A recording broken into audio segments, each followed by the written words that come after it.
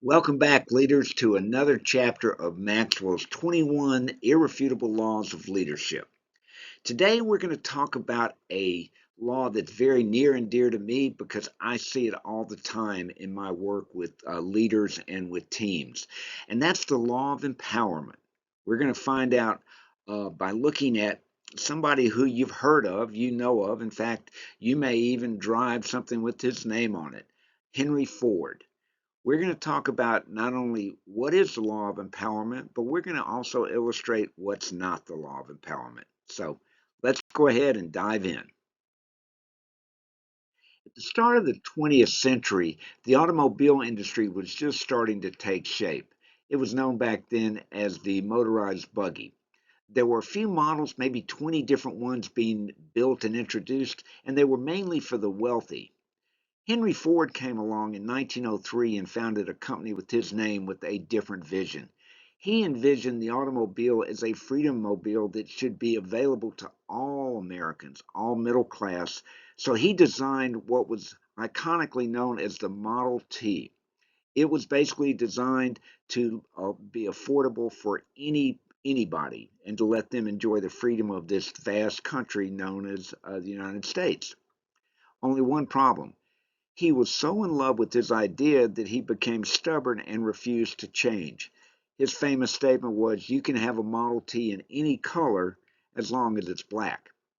Well, General Motors came along a few years later by consolidating a few of his competitors, and they decided to match him in terms of producing a lower priced car, but also giving consumers more choices. So they offered more choice and more variety. As a result, let's see what the result was. As you can see, when the Model T was introduced in 1909, it took off like a rocket and captured the market. It was almost 80% of all cars sold in 1913 or 16 were the Model T. General Motors was went from above that to where it was below, but over time it started thinking about how could it compete, and it started continually offering different varieties, different engines. As you can see, they slowly started gaining share to where, as the stock market crash happened, they were basically selling more automobiles and continued to do so. Ford Motor Company, because of Ford's stubbornness, refused to introduce its second model, the Model A, until the 1920s, and by that time it had lost momentum, as you can see. The company almost went bankrupt, and so that Henry had to turn it over to his son Edsel. And that in and of itself, Edsel worked hard, tried to bring it back, but he was fighting a pretty much of a losing battle, thanks to the fact that Henry Ford did not want to listen to or empower anyone else. So why did I entitle this "You Reap What You Sow"?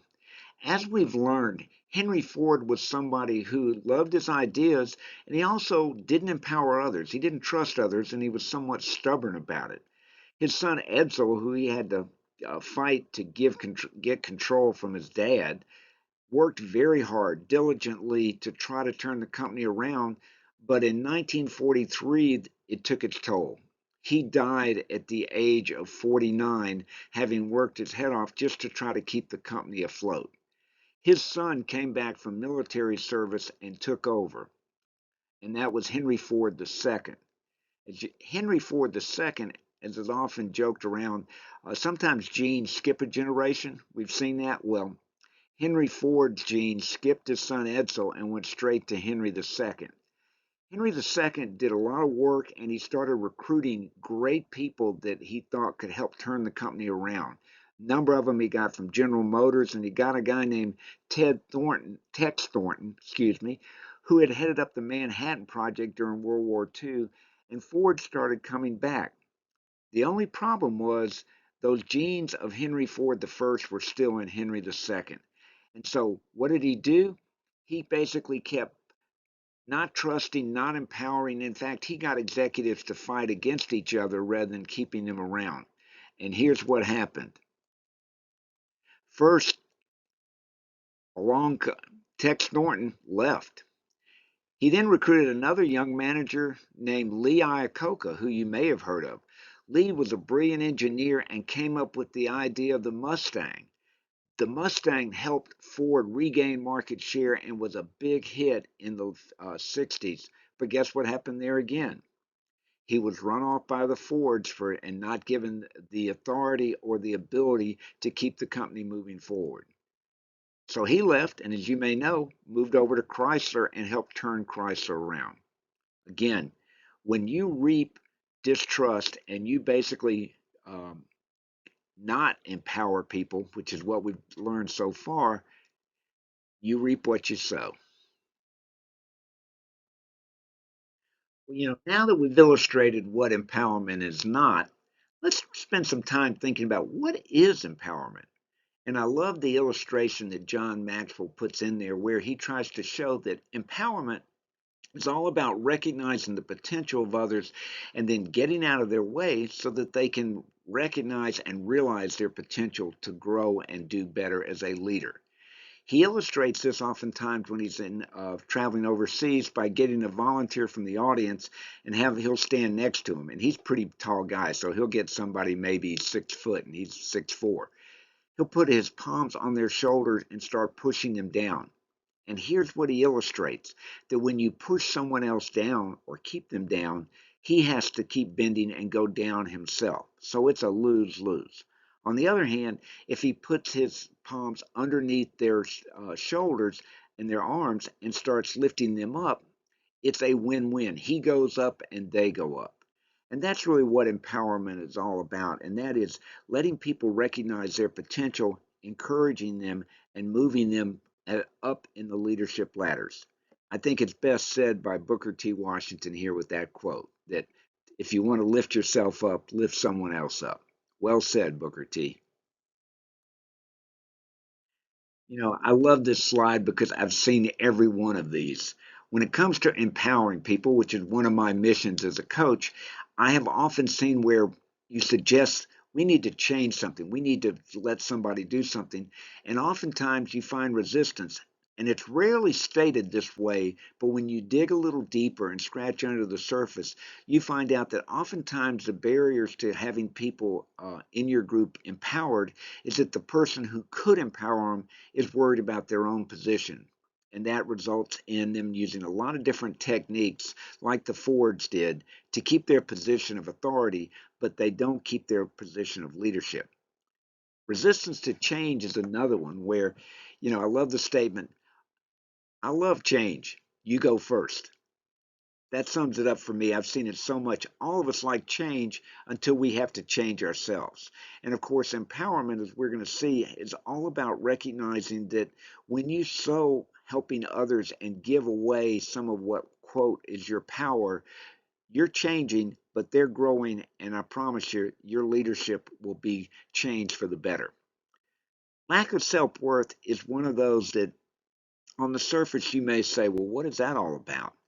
What I have found is sometimes people don't feel like they deserve where they are and they're embarrassed about it and they don't feel like they're a leader enough to empower others. It's a sad situation, but it's one that can be rectified with just really recognizing that God didn't have an off day when anybody was born, and that sometimes just need to encourage people that they can do it, that they can empower people, and the first two items above them won't take place. And the last one I learned from Adam Grant, wrote a great book called Givers and Takers.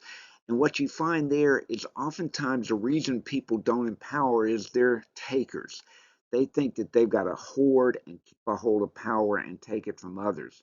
Whereas what they found was, in a great study, that executives who are givers, who will give advice, will help others, tend to move up in organizations faster, do better, and most importantly, they're happier.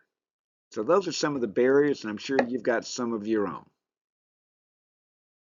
Okay, leaders, it's my favorite time, my favorite slide, mirror time, where we're going to rate your palm position. Here's what I want you to do. I want you to make a list of the one or two or three direct reports that you have. And if you don't have direct reports, I want you to think of two or three people that are closest to you. Here's what I want you to do. I want you to rate each one of them on a scale of 1 to 10 on their leadership potential. Now, here's what I want you to think about after you've done that rating. If you rated them low, that really says something more about you than it does about them. Generally, what we have found is when you start rating people lowly, it says more about your view of them. So here's what I want you to do with that. If you have some people that you honestly rated low, I want you to focus on looking at them a little differently. I want you to focus on what are their strengths? What are they good at? What are their interests? And so I want you to become more interested in them just to see what their potential is.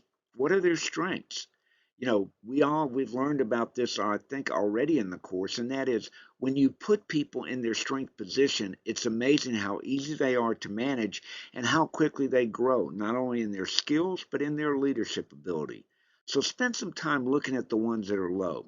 And for the ones that are high, I think you're going to find that that's somebody that you can start working on. How can I empower them? How can I help them? How can I mentor them to help them reach their full potential? And maybe lastly, what are you doing that may impede them? You know, because the question is, are you a Booker T or are you a Model T? That's the question. Okay, here's your assignment for the law of empowerment. And this comes from the take action section in your workbook.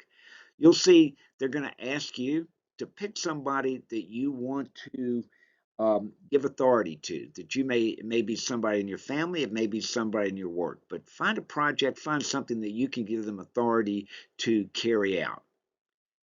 Here's the questions I want you to think about and answer. And as you know, the more you put into answering these questions, the more you're going to get out of this course. So, why did you choose the person? What were your concerns when you chose that person? Because most of us have a few concerns, or we would have already empowered them completely. How did that person react when you told them about the project and what you were going to help them do? What were some of the challenges in the project? And how did you encourage, influence, and support this person? So, as a result of all those, what'll be fun to see is what you write in there. What happened? Well, that's the law of empowerment. I hope you've learned that all of us have the ability to be a Booker T, and none of us should always try to be a Model T. Look forward to discussing this with you, and I can't wait to see what the results of your taking action with someone.